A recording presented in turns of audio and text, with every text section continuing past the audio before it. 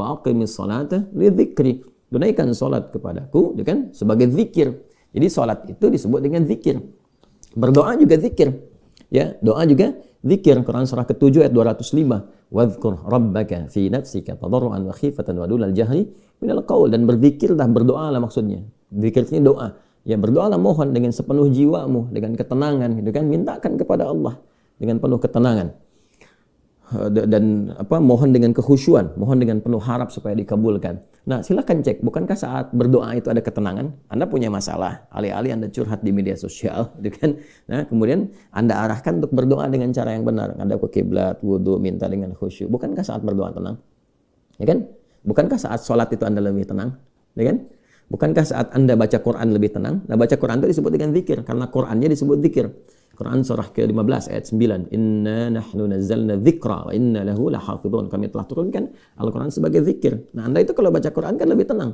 Apalagi kadang terjadi begini, sedang punya masalah, terus kita buka mushaf, random acak tuh dibuka begini, tiba-tiba ayatnya sesuai dengan masalah kita. Gitu. Nah, baru baca aja udah tenang keadaan jiwanya. Ya, udah menyebut nama Allah baru bismillahirrahmanirrahim, sudah tenang.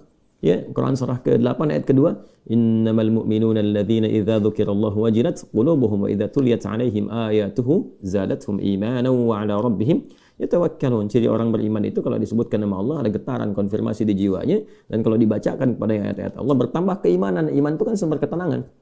Ya, makanya iman itu berasal dari kata al-aman, ulaika lahumul amnu, kan? Ya, alladzina amanu wa lam yalbisu imanahum bidzulmin, ya ulaika lahumul amnu, orang-orang yang beriman itu kata Al-Qur'an, dan kalau imannya benar, maka akan mendapatkan ketenangan dalam jiwanya.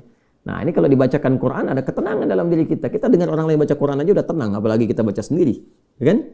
Apalagi misalnya zikir, ya, zikir. Pas salat kita berzikir kan, amalannya disebut zikir, itu membuat kita tenang. Subhanallah, alhamdulillah, Allahumma antas salam, istighfar. Quran surah ke-4 An-Nisa ayat 103. Fa idza qadaytumus salata fadhkurullaha qiyaman wa qu'udan wa 'ala junubikum.